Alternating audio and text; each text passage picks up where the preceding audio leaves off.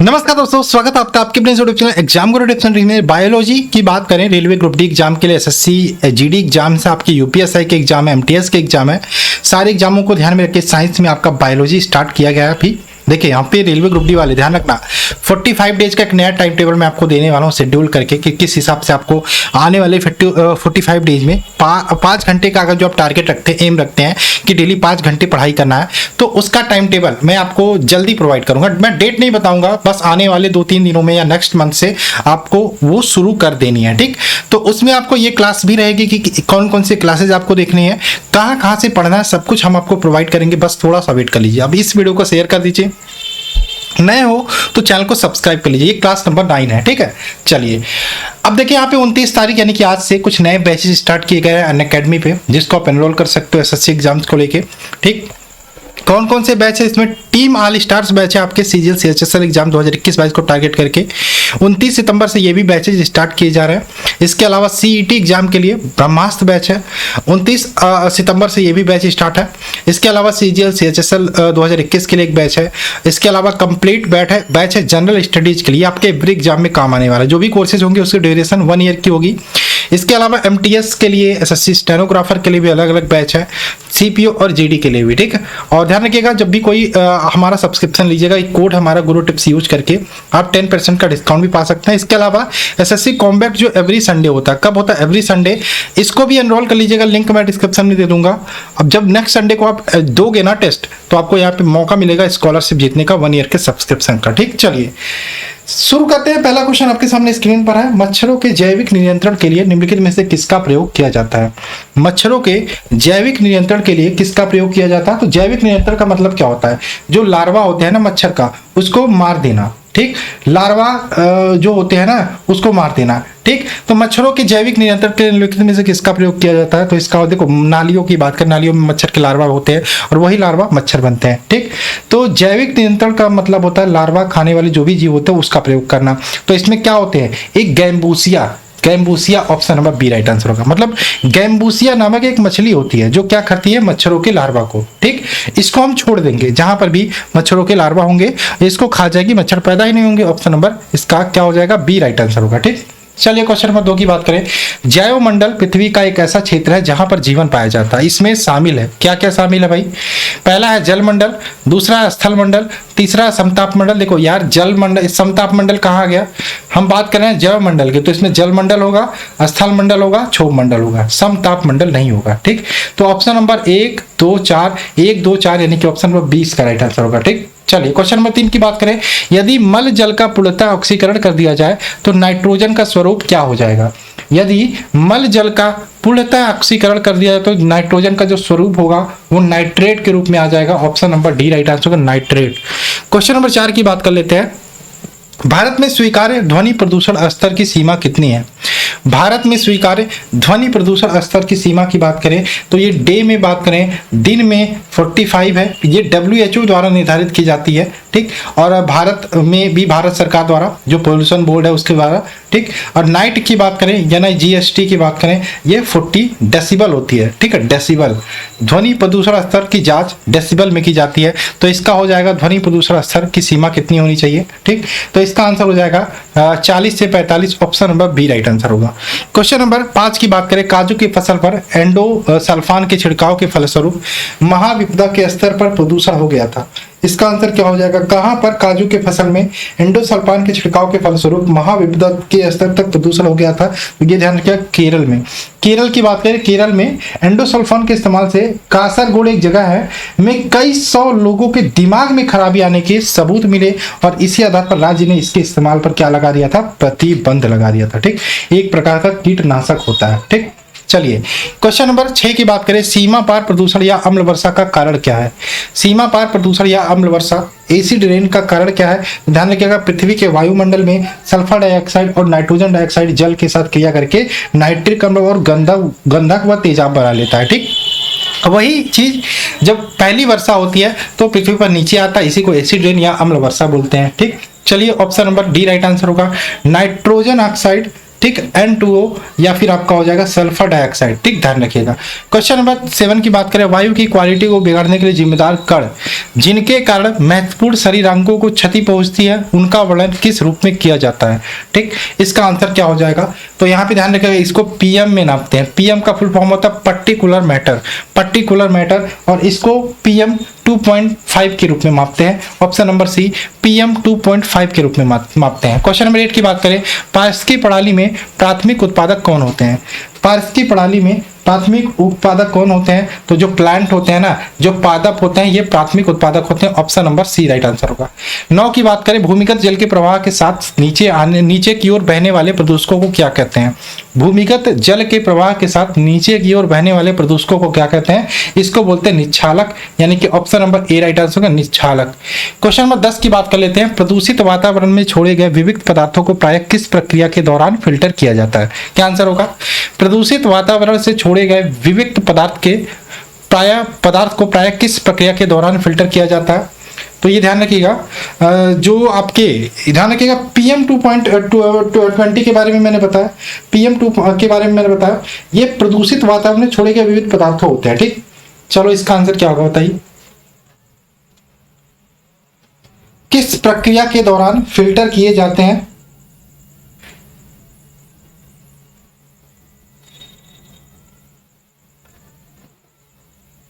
तो ये हमारे जो नाक होते हैं ना, देखो किस प्रक्रिया के दौरान छींकने, खांसने, छींकने, या फिर ऑप्शन नंबर 2 हो जाएगा, सी हो जाएगा। ठीक, खांसने और छींकने। ठीक, जो भी कण होते हैं पीएम 2.5 हो, इनका आकार बहुत छोटा होता है, इनका आकार बहुत छोटा होता है।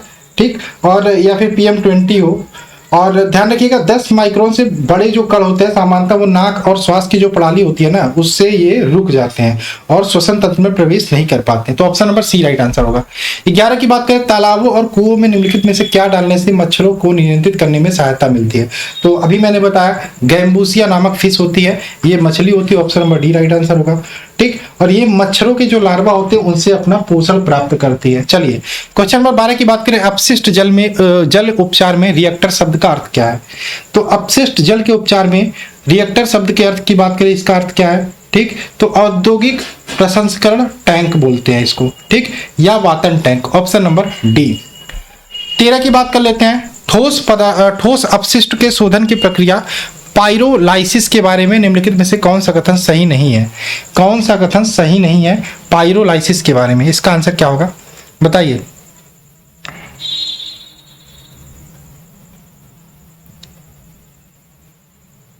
यह प्रक्रिया 430 डिग्री सेल्सियस के तापमान पर होती है, तो सही है भाई। ठीक, ये तो सही है।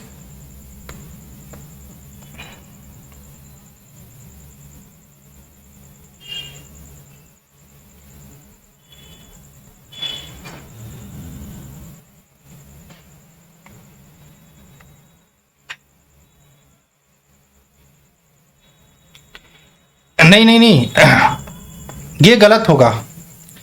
430 यह प्रक्रिया वायुमंडल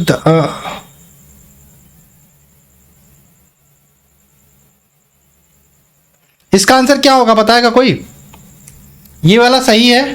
ठीक, ये अपशिष्ट ठोस तरल गैस को परिवर्तित है। देखो ये पाइरोसिस प्रक्रिया में क्या होता है, ऑक्सीजन के अभाव में ऊंचे तापमान में कार्बनिक पदार्थों का रासायनिक अपघटन, इसी को हम क्या बोलते हैं?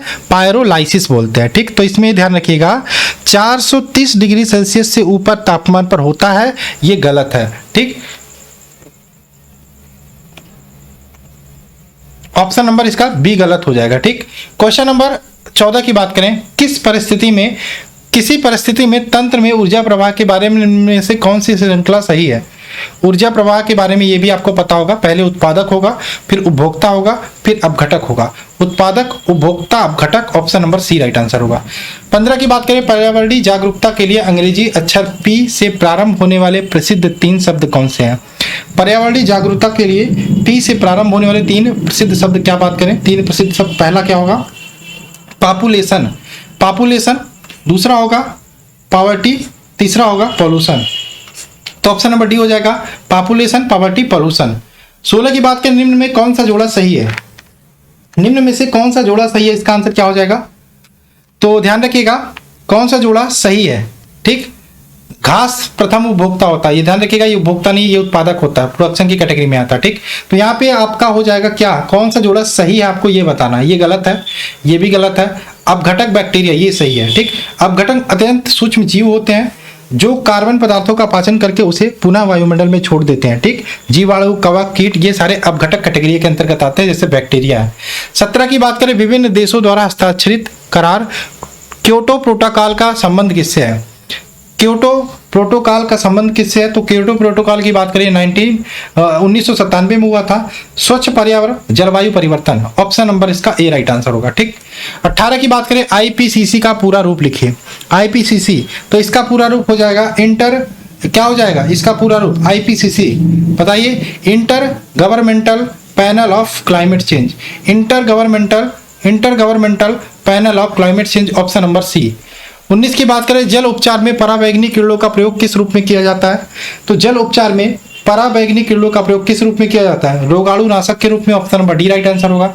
20 की बात करें, तेल बिखराव के शोधन, क्या क्वेश्चन है, तेल बिखराव के शोधन के लिए आनुवंशिक हेरफेर द्वारा प्राकृतिक आइसोलेटों से उत्पन्न किस जीवाणु प्रभेद का प्रयोग किया जा सकता है, इसका आंसर क्या होगा बताइए, किस जीवाणु का प्रभेद किया जा सकता है, इसका आंसर क्या होगा, किस जीवाणु का प्रभेद किया जा सकता है, इसका आंसर क्या होगा।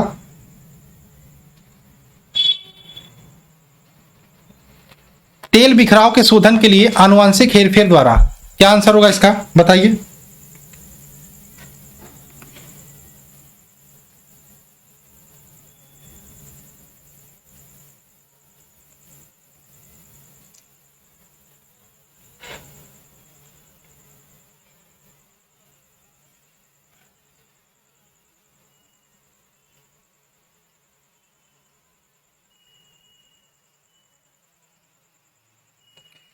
तेल बिखराव के शोधन के लिए आंशिक हेरफेर, इसका आंसर क्या होगा, कमेंट करके बताइएगा। तो इसका आंसर क्या होगा, कमेंट करके एक बार मुझे बताइएगा इसका आंसर क्या होगा। ठीक, कमेंट करके बताइएगा। तो ठीक, इसका आंसर क्या होगा। हम क्वेश्चन नंबर 21 पे चलते हैं। मगरमच्छ के बच्चों को क्या कहा जाता है, मगरमच्छ के बच्चों को क्या कहा जाता है, तो मगरमच्छ के बच्चे की बात करें, इसको बोलते हैं hatchling, option number D right answer होगा। मगरमच्छ किस कैटेगरी में आते हैं, तो ये किस कैटेगरी में आते हैं, रेप्टाइल। ठीक, और ये सरीसृप वर्ग के अंतर्गत हैं, सरीसृप वर्ग के अंतर्गत आते हैं। ठीक, 22 की बात करें, सबसे बड़े स्तनपायी कौन से होते हैं, सबसे बड़े स्तनपायी कौन से होते हैं, सबसे बड़े स्तनपायी की बात करें, ये ब्लू व्हेल होती है, option number C right answer, blue whale. ठीक, स्तनधारी वर्ग की बात करें, क्वेश्चन आता है सबसे अधिक तापमान किसका होता है, तो बकरी का होता है, ये भी ध्यान रखिएगा। 23 की बात करें, सौरोलॉजी के अंतर्गत किसका अध्ययन किया जाता है, सौरोलॉजी की बात करें, इसमें छिपकली जिसे बोलते हैं लिजार्ड का अध्ययन किया जाता है, option number B right answer होगा। ठीक, सांप का अध्ययन किसके अंतर्गत करते हैं भाई, सांप का अध्ययन करते हैं ओफियोलॉजी के अंतर्गत, ओफियोलॉजी। ठीक है, और कीट पतंग की बात करें जब भी, तो एंटोमोलॉजी। और चलिए क्वेश्चन नंबर 24 की बात कर लेते हैं।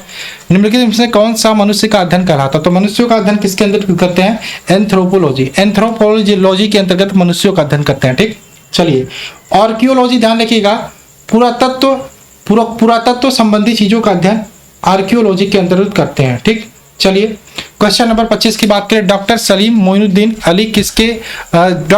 अली मोइनुद्दीन अली अब्दुल किसके लिए प्रसिद्ध थे, डॉक्टर सलीम अली ये किसके लिए प्रसिद्ध थे, तो ये भारत के पक्षी वैज्ञानी थे। सलीम अली की बात करें, इन्हें बर्ड मैन ऑफ इंडिया जानते थे, बर्ड मैन ऑफ इंडिया बोलते थे। ठीक, इन्होंने एक बुक लिखी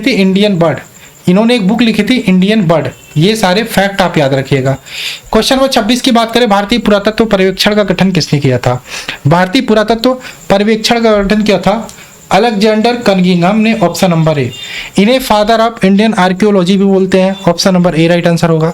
27 की बात करें, मृदा के अध्ययन का उल्लेख करने के लिए शब्द क्या प्रयोग किया जाता है, मृदा के अध्ययन का उल्लेख करने के लिए ध्यान रखिएगा भूमि विज्ञान या पैडोलॉजी शब्द प्रयोग करते हैं, ऑप्शन नंबर ए। 28 की बात करें, फाइलेरिया रोग का संचरण होता है किसके द्वारा, फाइलेरिया रोग की बात करें मादा क्यूलेक्स मच्छर द्वारा, option number B right answer होगा। 29 की बात करें, प्रतिजैविक औषधि पेनिसिलिन किससे प्राप्त की जाती है, तो पेनिसिलिन की बात करें तो ये प्राप्त की जाती है किससे, फंगी से।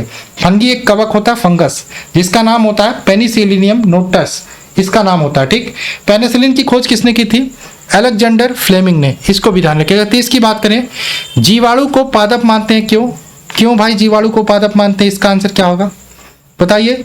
जीवाणु को पादप मानते हैं क्योंकि, क्यों इस जीवाणु को पादप मानते हैं, क्योंकि इनमें दृढ़ कोशिका भित्ति होती है। Option number A right answer होगा। तो ये थी आज की क्लास। लेकिन रुको, इसमें कुछ और चीजें हैं जो मैं आपको बताना चाहूंगा। हम अब से देखो जितने भी क्लास होंगे उसमें प्रीवियस ईयर्स के साइंस वाले कुछ क्वेश्चन भी करेंगे। जैसे अभी देखो आरआरबी भोपाल 2005 में पूछा गया क्वेश्चन है, तो इंद्रधनुष कब बनता है, तो अधिक बूंदे रहने पर, ठीक, पूर्ण आंतरिक परावर्तन होने पर। जब इसमें पूर्ण आंतरिक परावर्तन और अपवर्तन की घटना साथ में होती है तब इंद्रधनुष बनता है। सोना महत्वपूर्ण धातु क्यों है, आभूषण के कारण। बर्फ जमने के में जिलेटिन क्यों मिलाया जाता है, क्योंकि बर्फ को पिघलने से रोकने के लिए जिलेटिन मिलाया जाता है, ठीक। पानी से बर्फ बनना कौन सा परिवर्तन है, तो एक प्रकार का भौतिक परिवर्तन है। सारी क्वेश्चन आए हुए हैं। नीम का उपयोग किसमें किया जाता है, कैंसर रोधी और गर्भ निरोधक में।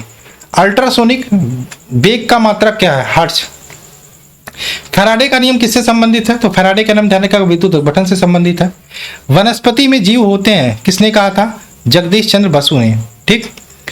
नेक्स्ट बात करें, न्यूसीमैटिक्स क्या है, सिक्कों व धातुओं का अध्ययन न्यूसीमैटिक्स कहलाता है। और रक्त का शुद्धिकरण कौन करता है, वृक्क या किडनी करता है। तो ये थे 2005 के भोपाल के पूछे गए प्रश्न, इसका स्क्रीनशॉट ले लीजिएगा। और ये थी आज की क्लास। चलिए मिलते हैं नेक्स्ट क्लास में, और आप लोग क्लास को लाइक कर दीजिएगा। चलिए मिलते हैं क्लास में। जय हिंद दोस्तों, जय भारत।